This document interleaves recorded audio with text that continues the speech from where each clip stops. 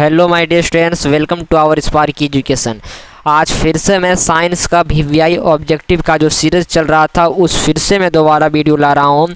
इस आपको पता होगा कि जो मैं भी करवाता हूँ, जो मैं जितना वीडियो ऑब्जेक्टिव सब्जेक्टिव जो करवाता हूँ वो आपकी एग्ज़ाम के पॉइंट ऑफ व्यू से बहुत ही इम्पोर्टेंट होती है।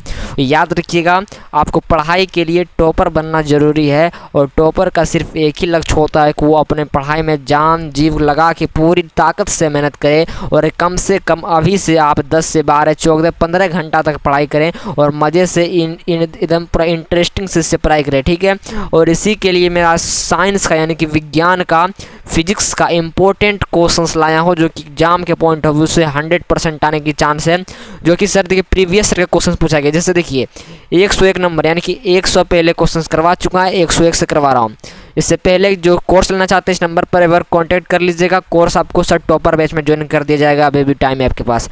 किस माध्यम में सर प्रकाश की चाल सबसे अधिक होता है, तो याद रखिएगा जब भी कहेगा सर किसी माध्यम में जो प्रकाश की चाल होती है वो सर किस में होती है, तो देखिए निर्वात में होती है। निर्वात किसे कहते हैं? जब प्रकाश देखिए कोई सघन से विरल जाएगा तो वो सबसे पहले निर्वात से ही कोई विचलित होता है, ठीक है। आप पढ़िएगा प्रकाश के अपवर्तन या परावर्तन में आपको बताया जाएगा, टेंशन नहीं लेना है। आपको समझ में नहीं आ रहा है, यदि आप न्यू स्टूडेंट हो आपको सबसे पहले मेरा पीडीएफ लेना होगा, नोट्स लेना पड़ेगा, इसमें 100% समझ में आएगा।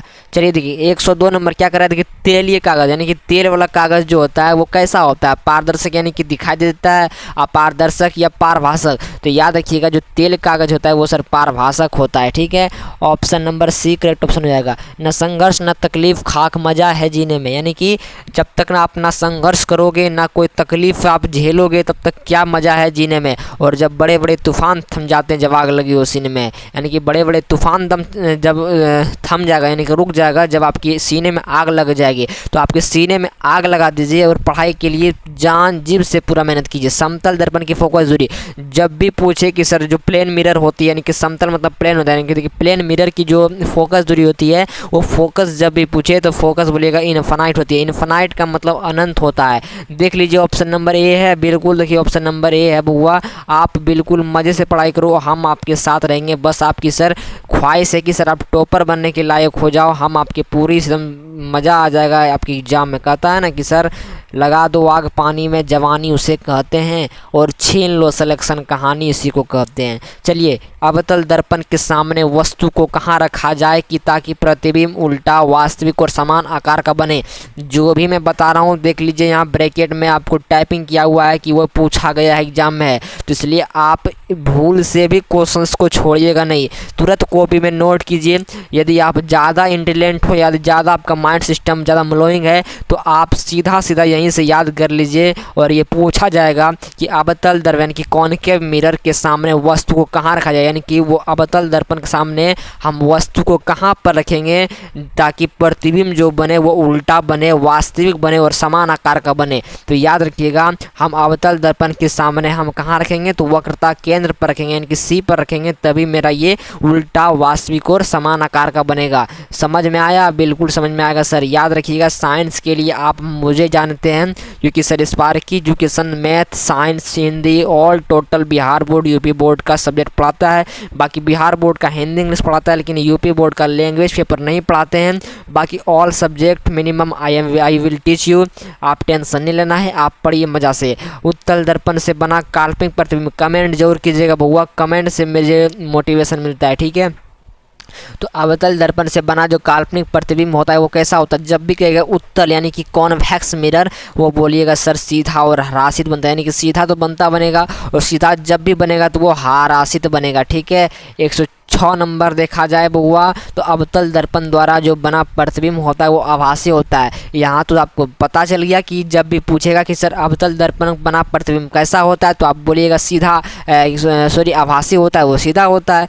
तो यहाँ से भी 1 नंबर कंप्लीट हो गया। लेकिन यहाँ पूछा क्या गया है कि जो अवतल दर्पण द्वारा बना प्रतिबिंब आभासी होता है तथा सीधा होता है, लेकिन कहाँ पर वस्तु को रखेंगे, तो आप बोलिएगा फोकस तथा दर्पण के बीच जब वस्तु होगा तब वो आभासी और सीधा बनेगा। यहाँ समझ में आई?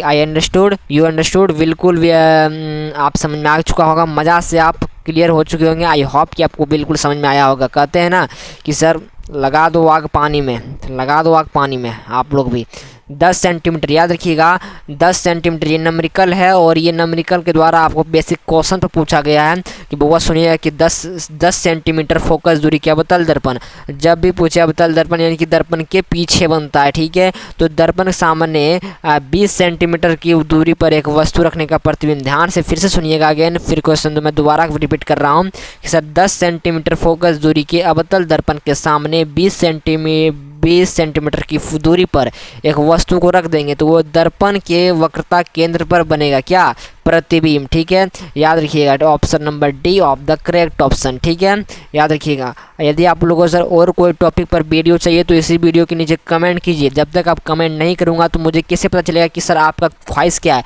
आपका कुछ भी ख्वाहिश हो, यानी कि आप मैथ का, हिंदी का, संस्कृत का, सोशल साइंस का, साइंस का, केमिस्ट्री का, बायोलॉजी का, कोई भी आपको दिक्कत हो तो आप इसी वीडियो के नीचे कमेंट्स कीजिए, बोलिए कि सर नहीं मुझे लाइए, सर मुझे लाइए, तो हम लाने का बिल्कुल नहीं, बिल्कुल 100% लाएंगे।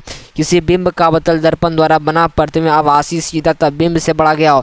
इस देखिए मैं ये सब क्वेश्चन इसलिए ला रहा हूँ क्योंकि इससे बहुत बार पूछा गया, इसलिए मैं लाता हूँ, ठीक है। याद रखिएगा कि जब किसी बिंब का अवतल दर्पण जो अवतल द्वारा जो बना प्रतिबिंब जो बनता है, आपको पता है वो आभासी बनता है, सीधा ही बनता है और बिंब से बड़ा पाया जाता है, लेकिन वस्तु की स्थिति कहाँ होगी जब वो चाहिए, तो बोलिएगा दर्पण के ध्रुव यानी कि जो मिरर का जो पोलराइजेशन है यानी कि पोल जो है उसके मुख्य फोकस के क्या बनता है, बिटवीन की बीच बनता है, ठीक है।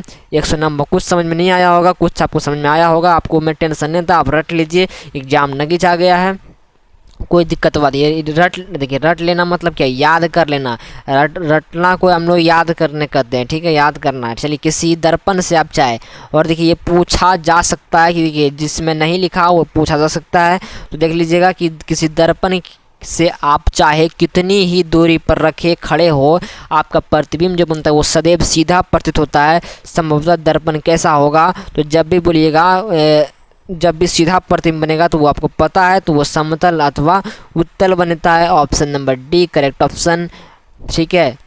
11वां नंबर क्वेश्चन देखिए कि सर अवतल दर्पण में प्रतिबिंब बड़ा और आभासी बनाने के लिए वस्तु को कौन स्थान पर रखेंगे, तो बस वही क्वेश्चन से बोला कि सर फोकस के अंदर रखेंगे, ऑप्शन नंबर बी, ठीक है। थोड़ा सा क्वेश्चन घुराया जाता है, देखिए पूछा गया है कि सर कौन सा पदार्थ लेंस बनाने के लिए उपयुक्त नहीं किया जा सकता, तो याद रखिएगा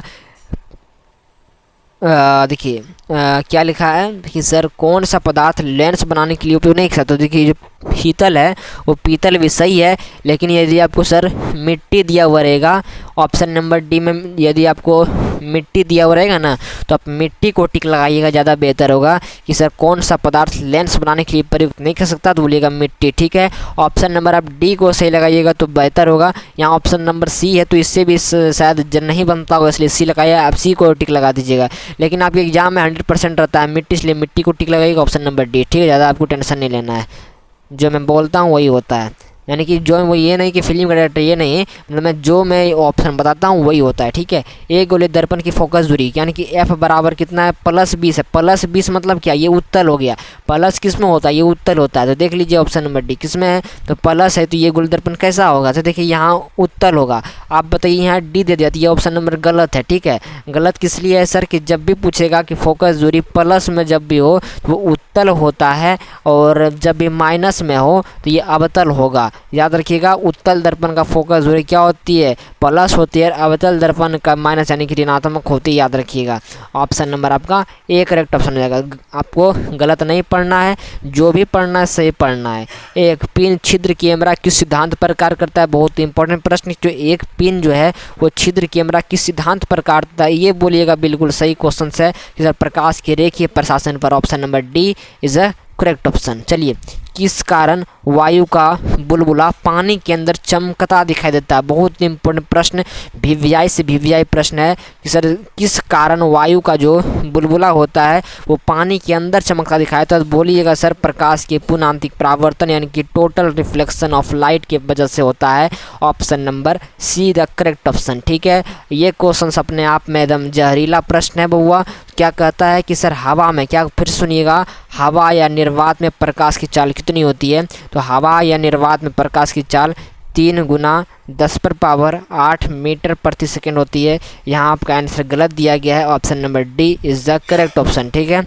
option number D correct option हो जाएगा। देखिए 125वां नंबर क्वेश्चन है कि सर जब कोई प्रकाश एक प्रकाशीय माध्यम से दूसरे प्रकाश, यानी कि ये सुनिए, ये रास्ता है, ये इधर प्रकाश जा रहा है, फिर दूसरे माध्यम में जाएगा, यानी कि एक प्रकाश एक माध्यम से दूसरे माध्यम में प्रवेश करती है, तब वह क्या नहीं बदलता है? तो इसकी सर इसकी आवृत्ति जो होती है तब क्या होती है? इसका आवृत्ति जो वो नहीं बदलती है। ठीक है, ऑप्शन नंबर आवृत्ति चाल बदलती है, गलत। चाल बदलती है, आवृत्ति बदलती है। ऑप्शन नंबर डी बिल्कुल, क्योंकि सर देखिए ऑप्शन नंबर डी इसलिए होगा क्योंकि सर आवृत्ति यानी कि जो देखिए फ्रीक्वेंसी होती है, फ्रीक्वेंसी एक माध्यम से दूसरे माध्यम में कभी नहीं बदलेगा। आप 12th क्लास में पढ़ोगे तब आपको पता चलेगा कि जो प्रकाश किरणें में आवृत्ति जो होती है वो नहीं बदलता। यहाँ कह रहा आवृत्ति बदलती है, तो ये गलत हो जाएगा। चाल बदलती है, चाल तो ऑफ कोर्स नहीं बदलेगा, आवृत्ति तथा चाल दोनों में नहीं बदलेगा, इसलिए ऑप्शन नंबर क्या आ जाएगा?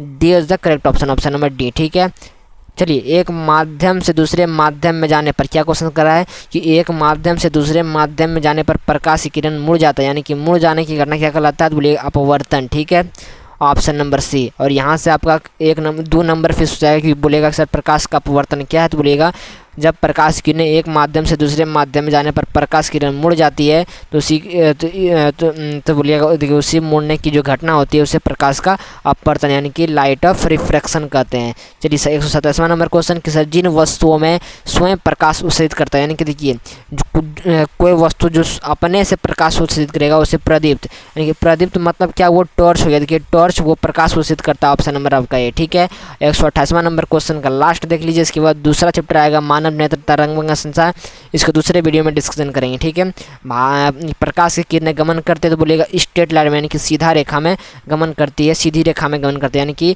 128 का ऑप्शन नंबर है। और यहाँ से आपका सीधा एक पहला चैप्टर का जो ऑब्जेक्टिव कंप्लीट था वो कंप्लीट हो चुका था। ठीक है, तो यहाँ से वीडियो को लास्ट करते हैं। एक प्यारा सा कमेंट जरूर कीजिएगा और सब्सक्राइब कर लीजिएगा, बेल आइकन को दबा लीजिएगा, और जिसको कोर्स लेना है इस नंबर पर कांटेक्ट कर लीजिएगा। ठीक है, 99 वाला कोर्स। ठीक है, वीडियो को लास्ट करते हैं। Thanks for watching this video all of you. Bye दोस्तों, जय हिंद, जय भारत, लव यू।